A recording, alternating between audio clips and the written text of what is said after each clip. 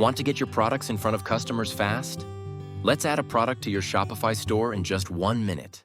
Go to Products and click Add Product. Start with a clear title and a compelling description. Highlight key features, benefits, and what makes your product unique to boost conversions. Upload high-quality images. The better your visuals, the higher your chances of making a sale. Next, set your price, compare at price for discounts, and track inventory if needed. Organize your store by adding the product to collections and using relevant tags. This helps customers find what they need faster. Once everything looks good, click Save, and your product is live. Your products are the heart of your store. Need help building or optimizing your Shopify store?